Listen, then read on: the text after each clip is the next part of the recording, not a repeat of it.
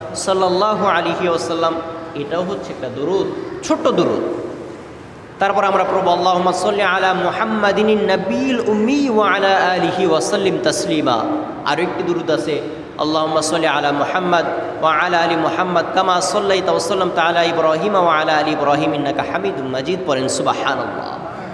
বিভিন্ন দুরূদ শরীফ আছে, বিভিন্ন বইয়ের মধ্যে সঠিক সঠিক দুরূদ শরীফ আছে, ছোট্ট ছোট্ট দুরূদ শরীফ আছে। নামাজের মধ্যে যে দুরূদ শরীফ আমরা পড়ে থাকি ওই দুরূদ শরীফ আছে। আমরা চেষ্টা করব শুক্রবার দিন আমলের মধ্যে থাকা, আমলিয়াত গ্রহণ করা, আমল নিজের মধ্যে ধারণ করা। বিশেষ করে দুরূদ শরীফটা প্রত্যেক নামাজের পর ফ্রি টাইমে একেবারে সূর্য ওঠা থেকে নিয়ে শুক্রবার ডুবা পর্যন্ত আমরা দুরূদ শরীফ পড়ব। বিশ্বাস করেন, যত বেশি মহাব্বত নিয়ে, ভালোবাসা নিয়ে আমরা দুরূদ শরীফ পড়তে পারবো, রাসূলুল্লাহ সাল্লাল্লাহু আলাইহি ওয়াসাল্লাম অতি তাড়াতাড়ি আমাদের দেখা দিবে, দিদার নসিব করে দিবে। পড়েন সুবহানাল্লাহ। এটা সত্যি কথা।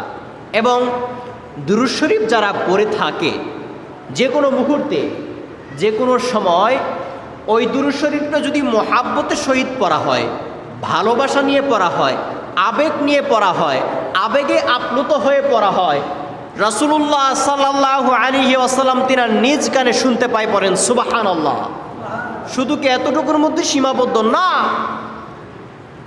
রাসূলুল্লাহ সাল্লাল্লাহু আলাইহি ওয়াসাল্লাম তিনার নিজ কানে শুনতে পান, তিনার নাম জানেন, তিনার আত্মীয় স্বজন, মাতা পিতা, সন্তান সন্ততির নামও সঠিক জানেন। পড়েন সুবহানাল্লাহ।